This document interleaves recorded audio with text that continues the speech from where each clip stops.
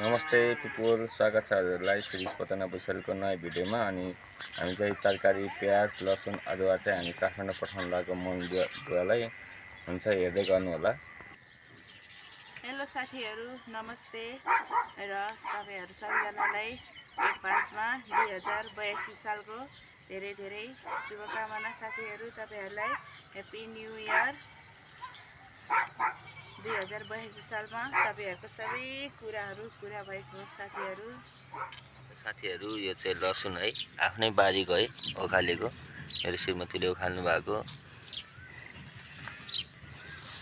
यो चाहिँ प्याज है, हाम्रो आफ्नै बारीको प्याज।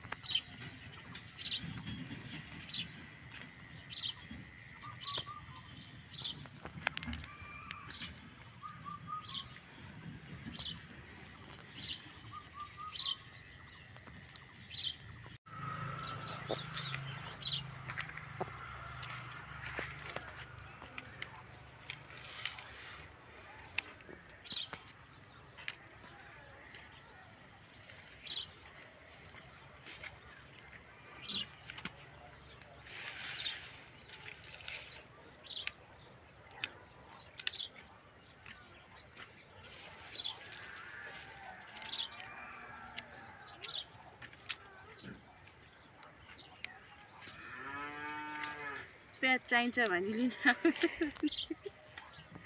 प्याज चाहिन्छ भने लिन आउनु। यत्रो गाँठा फलेको छ। लसुन चाहिँ धेरै महँगो है अहिले, 400 रुपियाँ। 350 रुपियाँ लोकल लसुन चाहियो भने लिन आउनु। प्याज कति रुपियाँ किलो?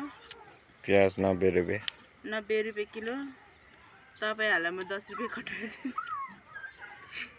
80 रुपियाँ। 80 रुपियाँ भयो अहिले, अन्त 80 होला।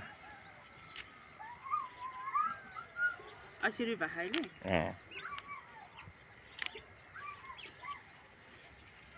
हामीले भिडियो बनाएको देखेर चाहिँ साथीहरू सबैजनाले खुसी उडाउँछ। तपाईहरु चाहिँ नउडाउनु।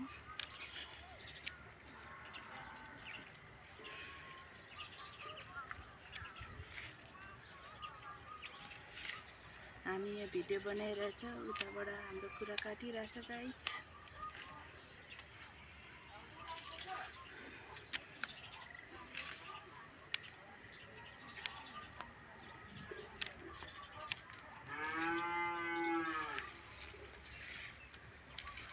गाइस यो प्याज चाहिँ फुलेको छैन, नफुलिकन यत्रो लाग्यो भनेको चाहिँ। यो त अलिक सानो गाँठा देखाइछु, अलिक ठुलो गाँठा देखाउनु पर्यो।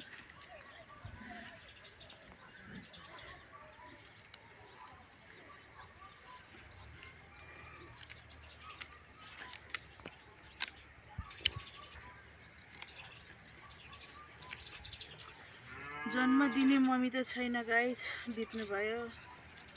कर्म दिने मम्मीलाई पठाउँदै छु।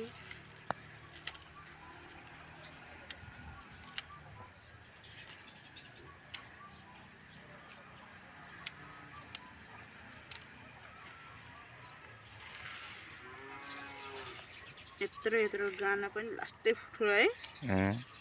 म त आफूले रोपेको यत्रो होला जस्तो लागेको थिएन कि। यो बिउ चाहिँ खतरा रहेछ, अर्कोचोटि अलिक टनक्कै रोप्नु पर्यो। अनि म बोलाउँछु तपाईहरु किन्न आउनु है साथीहरु, सबैजना किन्न आउनु। बजारको भन्दा सस्तोमा दिन्छु, एकदमै सस्तोमा।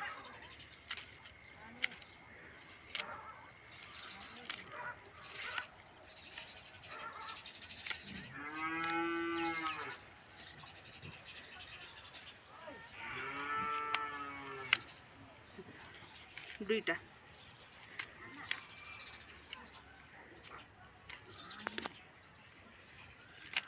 बोट, दुईटा गाँठा एउटा गाइस। अचम्म छ।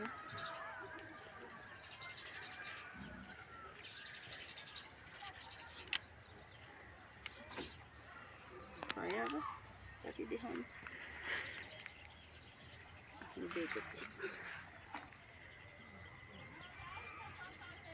बेगती हुन्न नानी मान्छेले कस्तो कस्तो हाल्छ त्यो बेगती हुँदैन होइन त गाइस अहिले जमाना कस्तो कस्तो हाल्छ मान्छेले हामी त जस्तो छ मेहनतले हामी किसान मान्छे है अहिले धेरै काण्ड निस्के साथीहरू होइन तर हामी त्यस्तो काण्डभित्र परेनौँ हामी चाहिँ मेहनत गर्नेमा पर्यौँ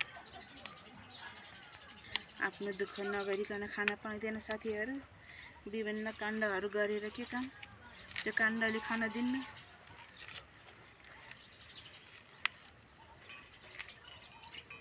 मेरो बुढाले हेर्दा साग जम्मै किल्चिदिएको कस्तो राम्रो साग थियो हेर्नु त यो साग कसले ल्याए सानो यो साग कसले ल्याएको मैले ल्याउने अझै साग पनि किल्चिदिए यो पनि गइदियो मेरो नोक्सान गइदियो मैले साग ल्याइदिएको भएर त रोन पाएर आएको नि खानालाई नभए त कहाँ खान पाउँथेँ र भिडियोको चक्करमा जम्मै बर्बाद नगर न उता अर्को ठाउँमा नि आइरहेको साग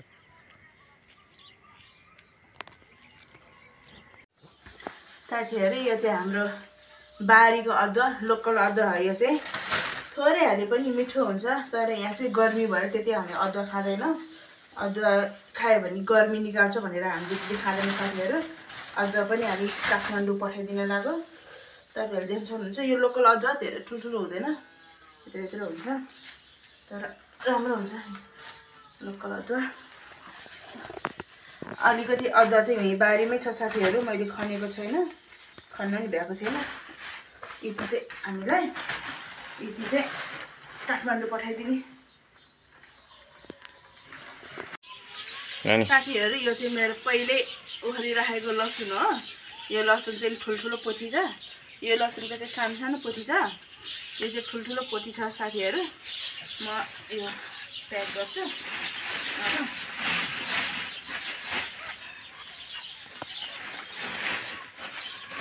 काठमाडौँमा के गर्नु साथीहरू जम्मै किनेर खानुपर्छ यो अदुवा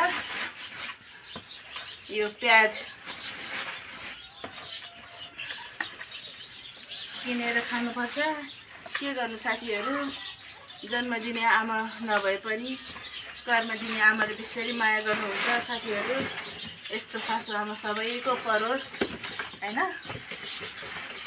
तर भाग्य मानिने मात्रै पाउँछ साथीहरू त्यही भएर उता किनेर खानुपर्छ अलि दिन भए पनि किन्नु पर्दैन भनेर यो चाहिँ मैले पठाइदिँदैछु साथीहरू अनि मासु पनि छ मासु पनि पठाइदिँदैछु साथीहरू 3टा कुखुरा काट्न पठाएको छु ब्रोइलर हामीले ब्रोइलर पालेको छौँ 3टा काट्न पठाएको छु र त्यो 3टा कुखुरा चाहिँ नि काठमाडौँ पठाइदिने हो साथीहरू भोलि बिहान माइक्रोमा अनि सासुआमा बुढीमा टाल्न पठाइदिएको छु बिस्तारै खाऊ हतार नगरेर बिस्तारै बिस्तारै खानु हतार नगर्नु गाइस नमस्ते गुड मर्निङ बिहानको 4 बजे छ म जानलाई रेडी भइसकेको छु सामान प्याक भइसकेको छ अनि गाडी आउँदैछ अनि रातिको समय भएको कारणले म देखाउन सक्दिनँ साथीहरू सरी साथीहरू म जान लाग्छु अब म रेडी भइसकेको छ स्कुटी पनि रेडी छ अब म जानलाई गइरहेको छु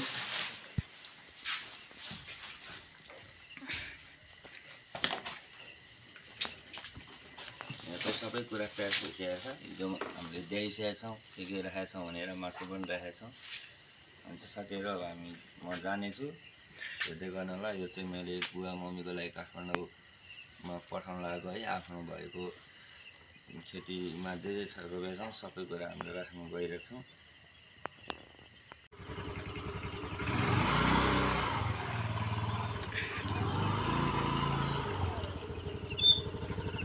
अब म त जान लाग्छु उता देख्न सक्ने गाई सामानको अब म जान लाग्यो 4 बजे